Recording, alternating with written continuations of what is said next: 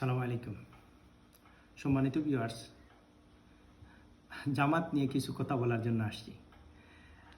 বাংলাদেশে কিছু ভারতপন্থী কিছু সুশীল আছে যারা হচ্ছে ভারতের দালাল। এরা জামাত নিয়ে এত বিস্ফোরা, এরা জামাতের কোনো গুণ দেখলেই হচ্ছে কিভাবে তাদের গায়ে জ্বলা উঠে। এটা দেখবেন যখন জামাত ভালো কিছু করে, তা তারা জামাতের যখন বিরোধিতা শুরু করে, দেখবেন যে খুব ভালো তাদের গায়ে জ্বলা উঠে। আমার বিগত দিনের কয়েকটা বিষয় নিয়ে কিছু অ্যানালাইসিস আমি করলাম। আমি দুইটা বিষয় নিয়ে আলোচনা করি। একটা বিষয় হচ্ছে আপনার বাংলাদেশের স্বাধীনতা সার্বভৌমত্ব, আর আরেকটা ইস্যু হচ্ছে আপনার জাতীয় সঙ্গীত। প্রথমত হচ্ছে যে স্বাধীনতা সার্বভৌমত্ব জামাত বিশ্বাস করে না, কিংবা জামাত দেশ স্বাধীনতা বিরোধী। আচ্ছা, আপনারা বলেন যে জামাত স্বাধীনতা বিরোধী, জামাত ছিল। এখন বিএনপিতে কি রাজাকার নাই? স্বাধীনতা বিরোধী ছিল না? আওয়ামী লীগ কি স্বাধীনতা বিরোধী? আওয়ামী লীগের মধ্যে কি ছিল না স্বাধীনতা বিরোধী? আমি আওয়ামী লীগ তো এখন নাই বললাম, আওয়ামী লীগের নামই বললাম না। বিএনপিতে কি এখনো নাই? বিএনপি স্বাধীনতা বিরোধী, যারা স্বাধীনতা বিরোধিতা করেছিল তাদের বিষয়ে বিএনপি কি সিদ্ধান্ত নিছে? বিএনপির যে মির্জা ফখরুল ইসলাম আলমগীর, উনার বাবা স্বাধীনতা বিরোধী ছিল, রাজাকার ছিল উনার বাবা। তো বিএনপি উনার বাবা যে রাজাকার ছিল, তো মির্জা ফখরুল ইসলাম আলমগীর সম্বন্ধে বিএনপি কি পদক্ষেপ নিছে? এই ইস্যু তো সবাই বারবার নিয়ে আসছিল। এটা হচ্ছে জাস্ট জামাত সপক্ষে শক্তি, জামাত একটা সার্বভৌমত্বের শক্তি, ভারত বিরোধী শক্তি। এই জন্য জামাতকে সবসময় এইটা টেক দিয়ে ওরা চায় যে জামাতকে এইটা টেক দিয়ে জনগণ থেকে সরায় রাখার জন্য। আচ্ছা, স্বাধীনতা বিগত 71 সালের পরে, স্বাধীনতার পরে আমরা স্বাধীনতা থেকে কি চেতনা নিছি? স্বাধীনতা পাওয়ার পরে আমরা কি উন্নতি লাভ করছি? আচ্ছা, আপনারাই বলেন, বাংলাদেশে কয়জন বৈজ্ঞানিক তৈরি হয়েছে? বাংলাদেশে হচ্ছে কয়জন গবেষক তৈরি হয়েছে? বাংলাদেশে কয়জন লোক আছে যারা হচ্ছে বাংলাদেশে খুব ভালো রিপ্রেজেন্ট করছে? সারা ওয়ার্ল্ডের আপনি কথা চিন্তা করেন, আর বাংলাদেশের কথা চিন্তা করেন, ভারতের কথা চিন্তা করেন। আমরা সবসময় পাকিস্তান বিরোধী বলি। আচ্ছা বলেন তো, আমার দেশের যে সার্বভৌমত্ব রক্ষা, পাকিস্তানের তো পারমাণবিক অস্ত্র আছে, ভারতের তো পারমাণবিক অস্ত্র আছে, আমার কি আছে? স্বাধীনতার পরে আমরা কি অর্জন করছি? আমার দেশকে টিকিয়ে রাখার জন্য আমাদের কাছে কি অস্ত্র আছে, কি আছে আমাদের বলেন? এই ভারতপন্থী সুশীল যারা ভারতের দালাল, এরা সবসময় জামাত থেকে জনগণকে এই স্বাধীনতার চেতনার টেক দিয়ে সরায় রাখতে চায়। এটা আপনাদের বোঝা উচিত যে এরা অন্য কোনো কিছু দিয়ে জামাতের সাথে পেরে উঠতে পারতেছে না। প্রতিটা ইস্যুতে জামাতে ইসলাম, যতগুলো দেশের ইস্যু আছে, যতগুলো ইস্যু জামাতে ইসলাম সামনে নিয়ে আসছে, প্রত্যেকটা ইস্যু জনগণের স্বার্থে নিয়ে আসছে। যতগুলো ইস্যু আছে আপনারা নিজেরাই চিন্তা করেন।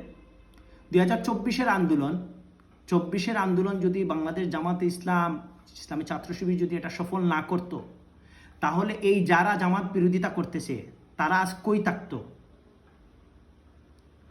এই জামাত সামনে পিছনে প্রত্যেকটি অন্যায়ের প্রতিবাদ করে আসছে। শাপলা চত্বরের ইস্যু থেকে শুরু করে প্রত্যেকটি জায়গায় অন্যায়ের প্রতিবাদ যারাই করছে, প্রত্যেকের পাশে থেকে জামাত প্রত্যক্ষভাবে জামাতে ইসলাম হচ্ছে সহযোগিতা করছে। এটা সবাই জানে। জামাতে ইসলামকে তারা কি মনে করে? জামাতে ইসলাম কি তাদের বাপদাতার কোথায় চলে? জামাতে ইসলাম আওয়ামী লীগ 15 বছর জামাত ইসলামকে কিছু করতে পারে নাই। তারা এখন এসছে জামাত ইসলামকে হচ্ছে স্বাধীনতার 71-এর আর যুদ্ধ অপরাধের টেক দিয়ে হচ্ছে জামাত ইসলামকে জনগণের কাছ থেকে বিমুখ করে ফেলবে। মানুষ পাগল, জনগণ কি পাগল? ওরা সংখ্যায় খুব নগণ্য, ভারতপন্থী সংখ্যায় খুব নগণ্য, কিন্তু এরা জনগণের মস্তিষ্ককে, ওরা হচ্ছে একটা অবৈধ চেতনায়, একটা হচ্ছে অসন্তোষজনক চেতনায় হচ্ছে এরা নিয়ে যাইতে চায় জনগণের। আপনার আমার আকাঙ্ক্ষা হচ্ছে, আমি জনগণ হিসাবে আমি যদি আমার আকাঙ্ক্ষা মনে করতাম, তাইলে আমি এই আকাঙ্ক্ষাই মনে করতাম যে এই বাংলাদেশে আমার নিরাপত্তা থাকবে, এই বাংলাদেশে থাকবো আমি, আমার চালের কেজি কম থাকবে, আমার ডালের কেজি কম থাকবে। আমি জনগণ হিসাবে আমাদের এই আকাঙ্ক্ষাই ছিল। আর আমি জামাতে ইসলামের কর্মী হিসাবে আমার আকাঙ্ক্ষা হয়তো এটুকু ছিল যে আমরা বাংলাদেশকে দক্ষিণ এশিয়ার শক্তিশালী একটা দেশ হিসাবে পরিণত করার।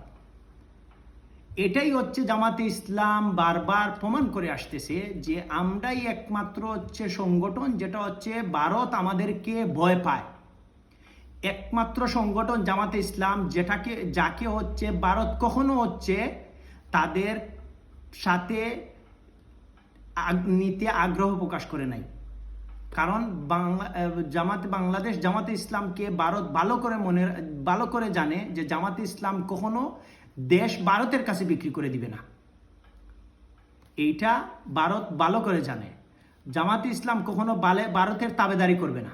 এটা বাংলাদেশের জনগণও জানে, ভারতও জানে। এটা আপনারা বলেন তো, বাংলাদেশে যারা জামাতে ইসলামে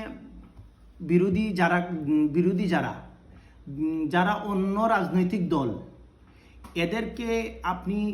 এদের বিষয় হচ্ছে আপনি একটা লিস্ট করেন তো, প্রত্যেকের হচ্ছে সেকেন্ড হোম দ্বৈত নাগরিকত্ব আছে। এরা প্রত্যেকে হচ্ছে বিদেশে হচ্ছে বেগমপাড়াতে হচ্ছে ছেলের নামে, মায়ের নামে, ভাইয়ের নামে, এক একজনের নামে হচ্ছে এরা হচ্ছে অট্টালিকা গড়ে তুলেছে, টাকার পাহাড় গড়ে তুলেছে। বলেন তো, ওরা যদি বাংলাদেশকে ওদের যদি সিকিউর জায়গা মনে করতো, নিরাপত্তার জায়গা যদি মনে করতো, ওরা কি অন্য জায়গায় হচ্ছে বাড়িঘর করতো? ওরা অবশ্যই করতো না। এরা বাংলাদেশকে কখনো হচ্ছে তাদের প্রিয় দেশ হিসাবে মনে করে না। এই জন্য হচ্ছে তাদের সবারই, প্রত্যেকেরই দেখবেন হচ্ছে দেশের বাইরে হচ্ছে দ্বিতীয় বাড়িঘর আছে, তাদের নিরাপদ বাড়িঘর আছে দেশের বাইরে তারা টাকার পাহাড় গড়ে নিছে। জামাতে ইসলামের নেতাকর্মী যাকেই দেখবেন তার দেশের ছাড়া দেশের বাইরে কোথাও বাড়িঘর নাই। দেখবেন জামাতে ইসলাম কখনো দেশের টাকা বাইরে নিয়ে হচ্ছে অট্টালিকা গড়ে নাই। জামাতে ইসলাম দেশের টাকা দেশেই হচ্ছে অট্টালিকা করছে। জামাতে ইসলাম দেশের জন্য কাজ করছে। জামাতে ইসলাম দেশের জন্য কাজ করছে বলেই হচ্ছে ইসলামী ব্যাংক বিশ্বের টপ ব্যাংকের মধ্যে একটা ব্যাংক। জামাতে ইসলাম দেশের জন্য কাজ করছে বলেই ইবনে সিনা টপ হসপিটালের মধ্যে একটা হসপিটাল। জামাত দেশের জন্য কাজ করছেই বলে 24-এর এই অভ্যুত্থান সফল হয়েছে। জামাত দেশের জন্য কাজ করছে বলেই হচ্ছে বিগত বন্যায় জামাতে ইসলাম সর্বোচ্চ সহযোগিতা করেছে। জামাতে ইসলাম দেশের জন্য কাজ করছে বলে হচ্ছে জুলাই আন্দোলনে যারা আহত হয়েছিল, নিহত হয়েছিল, প্রত্যেকের সাহায্য সহযোগিতা করছে। জামাতে ইসলাম কি জনগণকে এখন এই প্রমাণ দিবে যে দেশপ্রেমিক কি দেশপ্রেমিক না? এটা জনগণ ভালো করে জানে। জামাতে ইসলাম চাঁদাবাজি 24-এর পরে চাঁদাবাজি কারা করছে এটা দেশের জনগণ খুব ভালো করে জানে। টেম্পো স্ট্যান্ড কারা দখল করছে এটা জামাতে ইসলাম ভালো করে জানে। ক্ষমতায় পেয়ে অট্টালিকা গড়ে তুলছেন, এটা জনগণ খুব ভালো করে জানে কারা করছে। যে জামাতে ইসলাম বেশে আসা, উড়ে আসা আর ওই পোকার মতো না যে ডানা কেটে দিবে আর জামাতে ইসলাম বেনিশ হয়ে যাবে, এরকম কোনো কিছু না। জামাতে ইসলামকে বুঝতে হবে, জামাতে ইসলামকে বুঝে শুনেই হচ্ছে কথা বলতে হবে।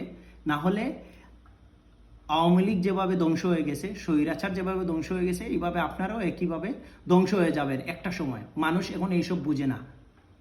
সার্বভৌমত্বের বিষয়, আপনি আমাদের দেশের সরকার, এটা আমি এত খুব ভালো বুঝি না, কিন্তু আমি এটা বুঝি যে আমার দেশের সরকার যখন ডক্টর ইউনূস সাহেব যখন উপদেষ্টা ডক্টর ইউনূস সাহেব যখন হচ্ছে মানবিক করিডোর রাখাইনের জন্য করছেন, উনি তো মানবিক করিডোর করছেন হচ্ছে রাখাইনে মানুষের জন্য। এটার জন্য নাকি বাংলাদেশের স্বাধীনতার সার্বভৌমত্ব নষ্ট হয়ে যাচ্ছে, লঙ্ঘন হচ্ছে। আরে ভাই, তুমি বাংলাদেশের স্বাধীনতার সার্বভৌমত্ব নিয়ে এত চিন্তিত কেন? এত কিসের চিন্তা আমাকে একটু বুঝায় বলো। ওয়ার্ল্ডের প্রত্যেকটা দেশই হচ্ছে তার দেশের আয়তন বাড়াইতে চায়, আর তুমি তোমার আয়তন নিয়ে হচ্ছে এত স্যাটিসফাই, এত খুশি। আমি তো হলে এই 10 লাখ রোহিঙ্গা, মুসলিম রোহিঙ্গা যাদেরকে হচ্ছে মিয়ানমারের এই সরকার হচ্ছে হত্যা করে অন্যায়ভাবে তাড়িয়ে দিয়েছে, আমি হলে এই 10 লাখ রোহিঙ্গার সাথে আমি আরো 1 কোটি মুসলিম, বাংলাদেশি মুসলিমকে আমি রাখাইন রাজ্যে পাঠিয়ে দিতাম, ওই রাজ্য দখল করে বাংলাদেশের অংশ করে নেওয়ার জন্য। বাংলাদেশ জামাতে ইসলাম যদি ক্ষমতায় যায়, ভারত আমাদের সাথে যে ধরনের আচরণ করতেছে, এই আচরণ যেদিন যাবে ক্ষমতার পরের দিন থেকে বন্ধ করে দিবে। ভারত ভালো করে জানে যে জামাত ইসলাম ক্ষমতায় গেলে তাদের 7 সিস্টার থাকবে কি থাকবে না, এটা জামাত ইসলাম সিদ্ধান্ত নিবে। এটা খুব ভালো করে জানে হচ্ছে ভারত। তো জনগণ এটা ভালো করে বুঝে যে ভারতের গুলামি করে, তাবেদারি করে হচ্ছে জনগণের মন জয় করা যাবে না। জনগণের মন জয় করতে হলে ভারতের তাবেদারি, ভারতের গুলামি ছাড়তে হবে। জামাতে ইসলাম এটা পরীক্ষিত রাজনৈতিক দল যে ভারতের তাবেদারিতে বিশ্বাসী না। এটা হচ্ছে জামাতে ইসলাম পরীক্ষিত দল। পৃথিবীতে প্রত্যেকটা দেশই, আপনি চীনের কথা চিন্তা করেন, চীন চায় ভারতকে খেয়ে ফেলার জন্য, ভারত চায় বাংলাদেশকে খেয়ে ফেলার জন্য, বাংলাদেশকে দখল করে নিয়ে নেওয়ার জন্য। ভারত কি দখল করে নাই? ভারত সর্বশেষ সিকিম রাজ্যটা দখল করে নিছে।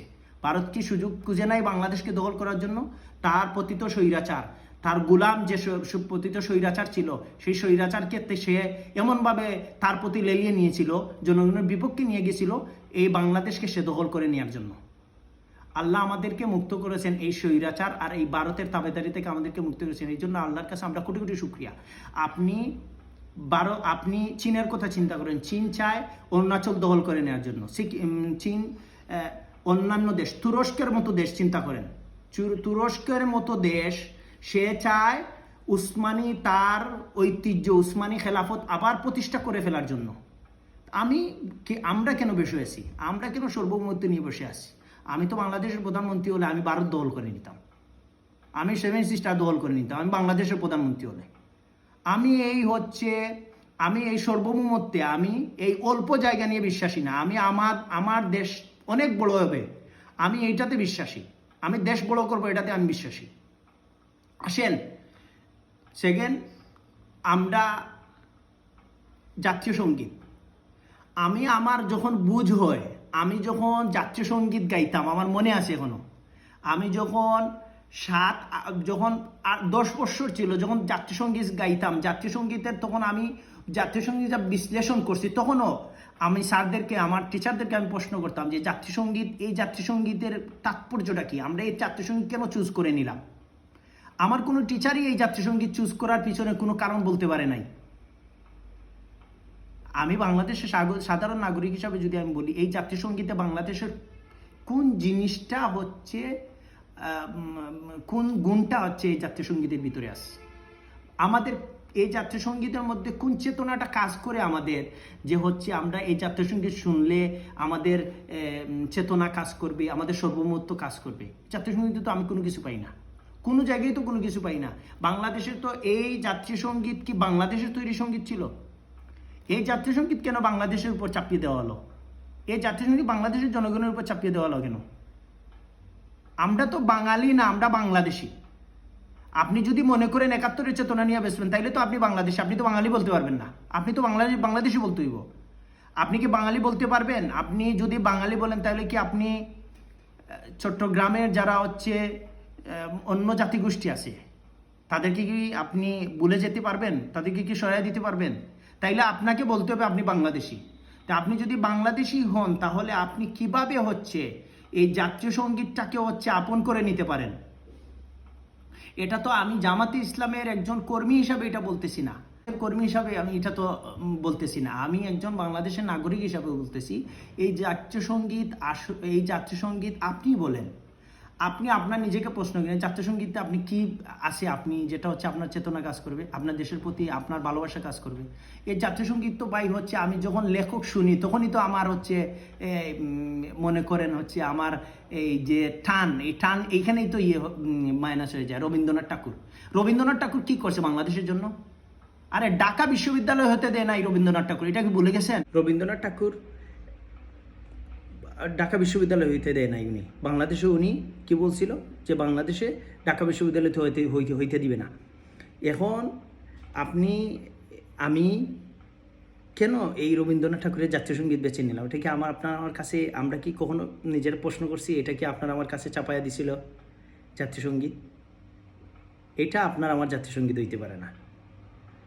আমরা বাংলাদেশি মুসলিম হিসাবে, আমরা বাংলাদেশি হিসাবে আমরা এটাকে এই জাতীয় সঙ্গীত হিসাবে মেনে নিতে পারি না। শুনেন ভাই,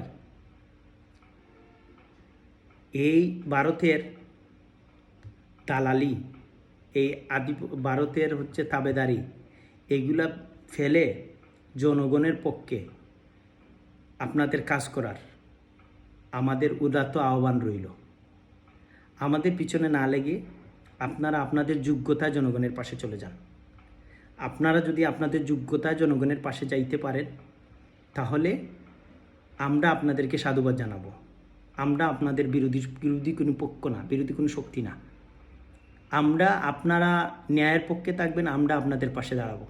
আমরা অতীতে যেরকম দাঁড়াইছি একই রকম আপনাদের পাশে দাঁড়াবো। আপনারা অন্যায় করবেন, আমরা আপনাদের বিপক্ষে চলে যাব। আমরা অতীতে এইরকমই করছি। আমাদের এই পরীক্ষা আর নতুন করে কাউকে দিতে হবে না, এটা সবার জানা হয়ে গেছে।